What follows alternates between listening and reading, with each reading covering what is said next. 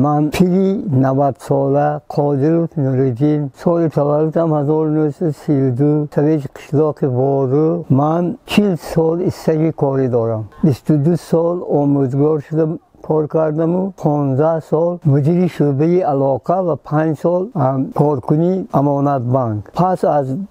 نفقه برآمدن من خودم وای کردم که مقال آدمای کهنه است که از نغز باغ و از گنده داغ همین یگان جا همین خیلی وای کنم برای همین پیش رئیس خواجگی قشلاق تاجیکستان رفتم از وی التماس کردم که به من قطعه زمین جدا کرده شد باغ میکنم رئیس خواجگی قشلاق به من از اوچسکه داغک 1 هکتار زمین جدا کرده داد من همین رو اولای دم آبی اونجا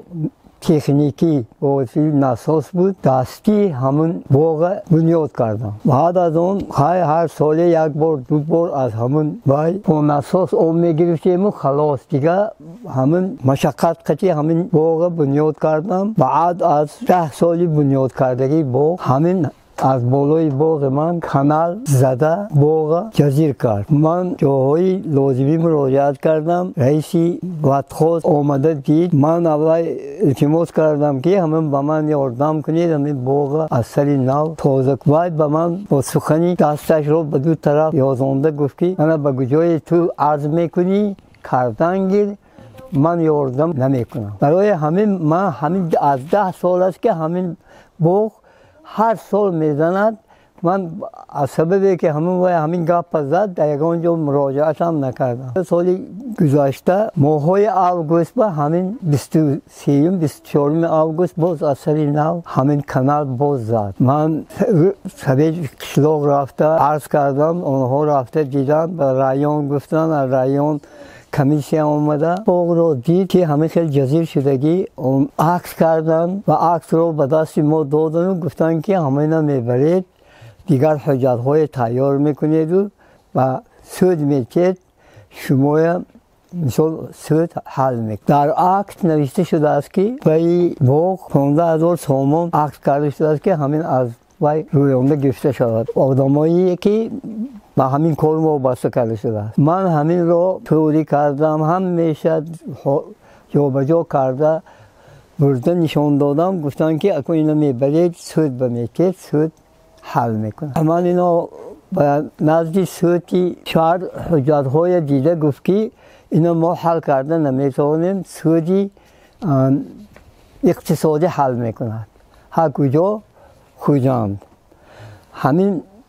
من که خودم پیر بودم همه حجت های واسطه پشت الکترونی از همین پنجیکت فرستادم بعد از 2 ماه از وی دعوتنامه اومد که سود به بیت گفته من خودم از سببی که هم پیر و هم کسل بودم فرزندم نورمان رفت 3 مرتبه جغ زده همونجا بردن یکم وای نیه دفعه 4 حل کردین حلنامه نیست دیگه حجت های گرفته آمد بچه حلنامه گفتن که حاجی زاده رئیس سود گفته است که ما خطی میفرستانیم ما بعد 2 ماه این کار خطی بعد حلنامه سود گرفتیم که در حلنامه نوشته شده است که من این فلان ماده دیده شد برآمده شد و شما با یگان خیل وای دادن نمیشود یاردم دادن نمیشود فقط ما وظیفه دار کردیم کارکنانی آبکی رفته همین ویا جویا در باغ تازه کرده بس فای اساسش بیارید من باز چند ماه دیگه شد که یگان قرارشون رو نمیبینیم حاضر همون جای زدگی همون ایستادگی من همون وقتی همون سیل نبیریم همونجا بوده است در تلفن سیامکه کرده است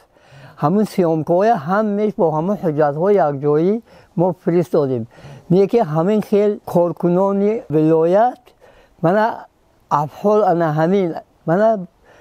بینید خیل من با همین سن سال همین خیل کنم اصلی همین سن سال من در نظر گرفتن نگفتن که من همه آدم های ما فرستادیم و باغ تازه میکند و باغ وای میکند یا من همین موز همین 4 مرتبه بچه من از قشلاق خوجان رفت که هر رفته آمدهش 500 سامانی صرف میشد. اینه کی میکرد؟ بالای سوختن مکاب انا همین خیلی کارهای کردن در حق من.